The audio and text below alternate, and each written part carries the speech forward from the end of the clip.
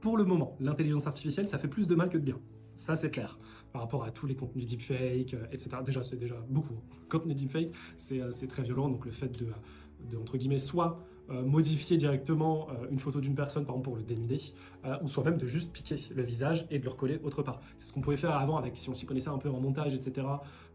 Sauf si on est très très fort, c'était un peu mal fait et ça prend du temps. Là aujourd'hui, en 5 secondes, avec une photo de profil, même en privé, hein, aujourd'hui, on peut dénuder n'importe quelle personne, ce qui est horrible évidemment, et puni par la loi.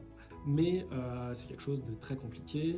L'IA va peut-être pouvoir être une opportunité à un moment donné, notamment pour découvrir. Peut-être si une IA a été utilisée, peut-être que ça va vraiment bien être mis en place et qu'un jour on aura cette IA qui sera capable réellement de le découvrir. Aujourd'hui, c'est pas totalement le cas, hein. Il y a aussi l'intelligence artificielle qui peut être utilisée, mais plus notamment dans de la prévention, mais par exemple pour aider les policiers dans des enquêtes, pour directement plus voir dans quelle juridiction quelle est l'amende, quelle est la peine à ce moment-là, pour voir est-ce que c'est vraiment puni par la loi, ce type de situation. Je sais qu'il y a des services de police en Europe qui travaillent sur des IA actuellement pour faire des faux profils d'enfants, également pour attraper des pédocriminels, et en disant à l'IA qu'il faudra vraiment rester dans cette ligne de conduite pour que ça rentre réellement dans une procédure judiciaire, parce qu'il y a ça qui rentre en compte, ça existe, hein, les policiers qui sont passés pour des pédocriminels, mais il faut faire attention à ce que ça rentre dans un cadre juridique, excusez-moi, pour que ça puisse fonctionner la suite. Donc l'IA peut aider pour ce genre de choses.